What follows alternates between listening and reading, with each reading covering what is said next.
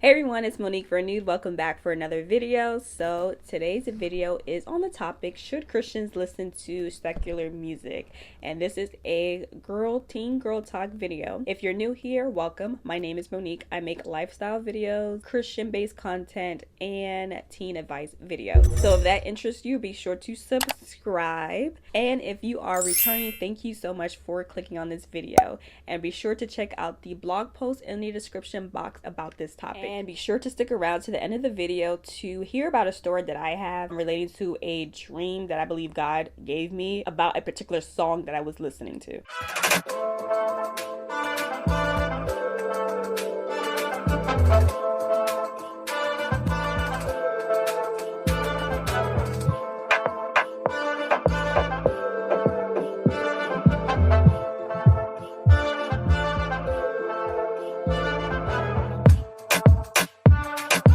Should Christians listen to secular music? There are various point of views and perspectives on this topic. Some people, they listen to whatever they want. Some people only listen to gospel music. And there are some that are in the middle that, they restrict the type of music that they listen to. But they do listen to secular music every now and then. So let's get to the basics. What is secular? Secular is defined as any type of worldly activities, not necessarily related to church, God, Jesus, religion, or spirituality or anything like that. So for the purpose of this video, we will define secular as being non-Christian. So a lot of things that we partake in this world technically are secular. We read books that are secular, we watch TV shows that are secular, listen to music, of course, that are secular, movies, go to secular schools that are non-Christian, and there's nothing particularly wrong with that. So let's take a look at the impact of music based off what is in the Bible. So number one, have you ever noticed some Christians say to play some gospel music to chase away demons or Satan?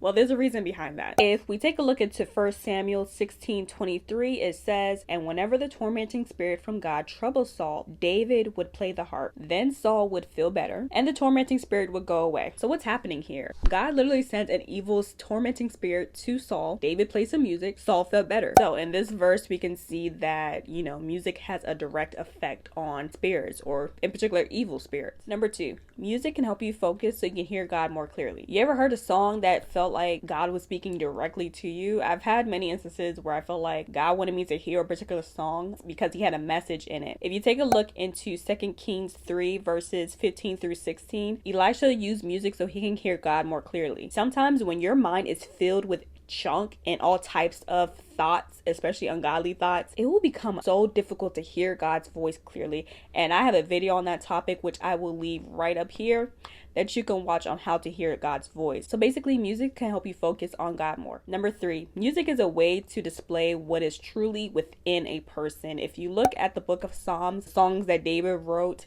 it was very raw and very expressive. It basically detailed all his experiences, and he was, talking to God. His true feelings were in the book of Psalms. Music literally comes from the depth of your soul and is very influential. And this leads to why you have to be mindful of what you do listen to. When you listen to a song, the person is literally unpacking all of their emotions into that song. And it is human nature to want to relate to a person, to want to empathize with them. And that is why we start to take on their emotions. So whatever they're feeling, we start to feel it too. So we have to take a look into how our brain works with this.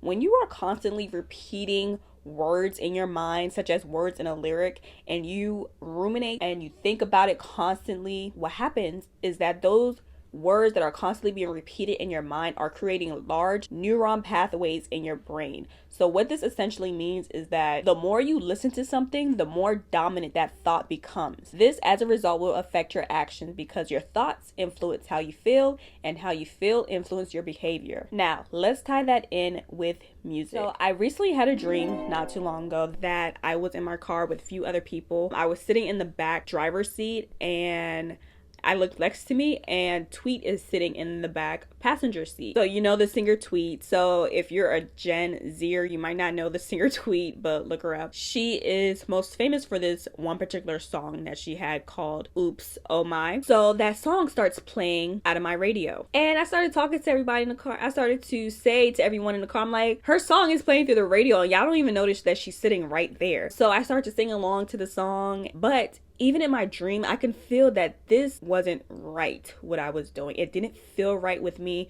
It didn't sit well with me as I was singing the song. And then I woke up. To give a little backbone to this dream, this song has literally been living in my head rent-free ever since I heard it on a particular show that I was watching. You know, this song has been out for a while. So I would just, it would just play in my head, I was singing in my head or whatever. And all these years, I literally assumed that the song was about hooking up with some other guy. Not that that's any better, but here's my point. When I woke up, this one particular lyric was like in my head, the one that says I had to touch myself. I'm literally in my mind almost like arguing with God, like, no, that's not what it says. It says I had to catch myself. That's not what it said. And then something told me, go look up the lyrics. So, whatever time it was in the morning, 3 a.m., 2 a.m., whatever, I looked up the lyrics. I was shocked. I was stunned because once I actually read the lyrics, I was like, oh, this song is about masturbation. So once I read the lyrics, I was a little shocked because I began to realize what this song was actually about. It's about self-pleasure. And I honestly did not know that. So I tell you about this dream that I had and this encounter that I have to demonstrate to you how mindless we can be when we're listening to music. We literally, the lyrics are running through our minds, playing in our heads, ruminating over and over again, and we don't even know what it's really what is this person really talking about? What are they saying? I had somehow convinced myself that this song was about something completely different, and it wasn't. What's interesting is Tweet had mentioned in an article that she came up with the song after looking at an episode of Oprah that talked about loving yourself, self-love. She was insecure about her skin tone and she wanted to make a song, kind of to build up her self-esteem. Well, ladies, I want to tell you that self-love is not from the outside in. It comes from the inside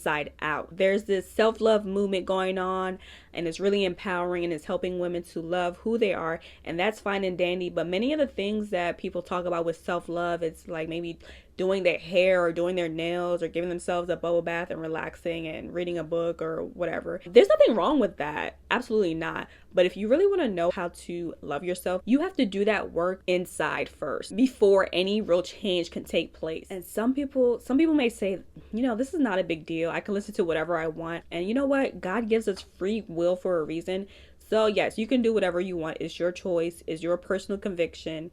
And I'm not saying that all secular music is bad necessarily, but this is a particular message to all my young girls out there. When I was a teenager, I definitely did not have a foundation on Christ. I was doing whatever I want. In middle school, I remember I was cursing like a sailor because everybody around me was cursing. So that was like an automatic influence on me because that's what I was around so much, in middle school. You have to be careful of what is directly influencing you. With certain songs, you have to be mindful of the spirit that is attached to it. So if a person has a spirit of depression on them, anxiety, anger, prostitution, any type of sexual immorality, lust, and they're singing a song and they have this spirit attached to them, and you're listening, and then you're listening to their words, and then those words are repeating in your mind, then you'll begin to ask yourself, why all of a sudden am I feeling this way? Why am I feeling sad? Why am I feeling angry? It's because it has a direct influence on you. These words, they do, which we said earlier, words can affect your feelings,